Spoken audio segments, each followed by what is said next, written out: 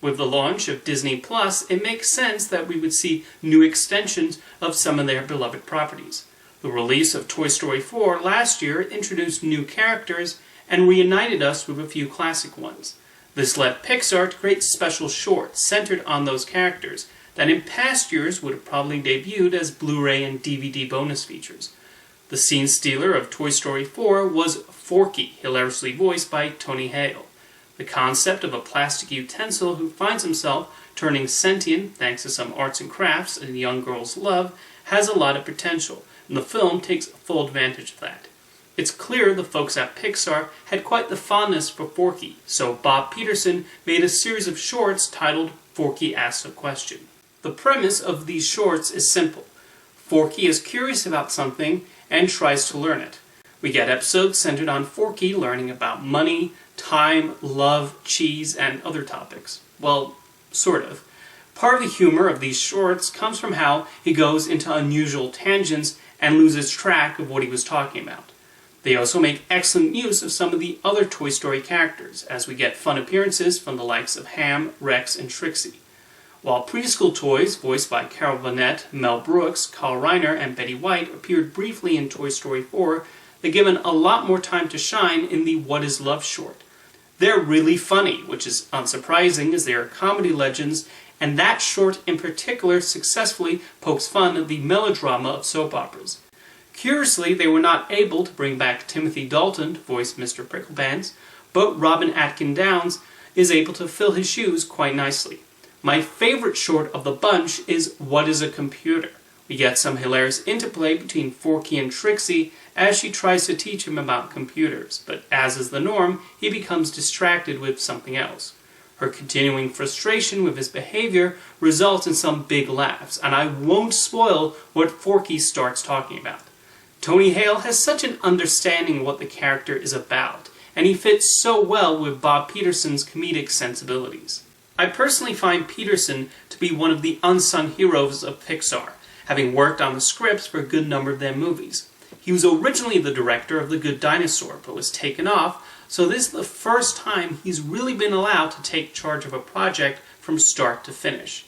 Forky Asks A Question is Bob Peterson pretty much unfiltered, and that allows these shorts to go in some truly inspired directions.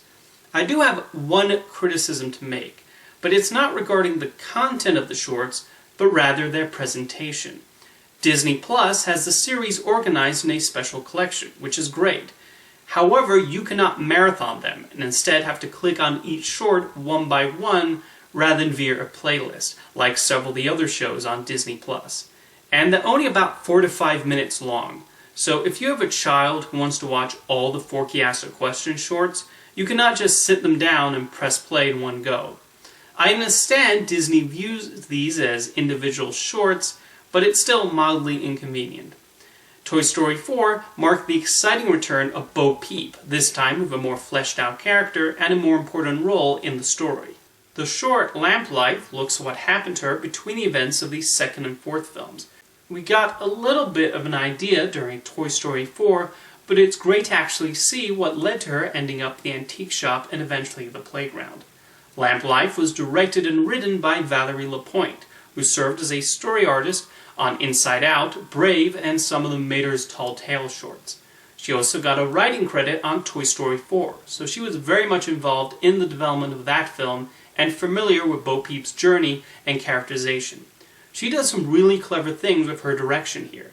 Most of the short consists of a montage of Bo Peep at the center of the frame as we witness her journey. Due to the way Andy treated her, it's easy to forget that Bo Peep is not a toy in the traditional sense, but rather just a lamp decoration. The short shows how different people treat her, as well as her relationship with her lamp, and the difficulties that come with her expected role as a pretty decoration. The animators do an excellent job of capturing her facial expressions in each situation, and Annie Potts' voice work nicely complements the short's smart writing. Woody also appears in Lamp Life via the bookends, although he is not voiced by Tom Hanks. Instead, his brother Jim, who has voiced Woody for toys, video games, commercials, theme park attractions, and even the Buzz Lightyear Star Command pilot movie, takes on the role. Tom voiced Woody for the Toy Story Toon shorts and the recent television specials, so it's surprising he wasn't available for Lamp Life. I guess he was too busy being Mr. Rogers. I do want to take a moment to shout out and compliment Jim Hanks, though, who has done a marvelous job of voicing Woody in these other Toy Story projects.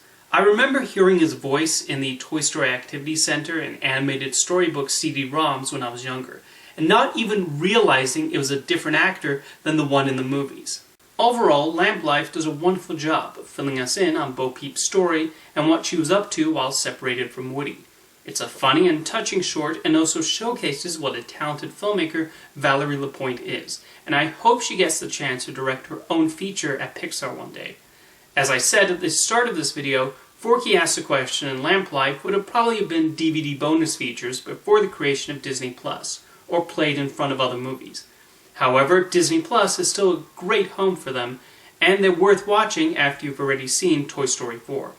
I'm always amazed at the creativity, imagination, and humor of the Toy Story series, and these are yet another example of the high quality Pixar often gives to that franchise. Now let me know in the comments whether you've watched either of them on Disney Plus, and I'll see you next time.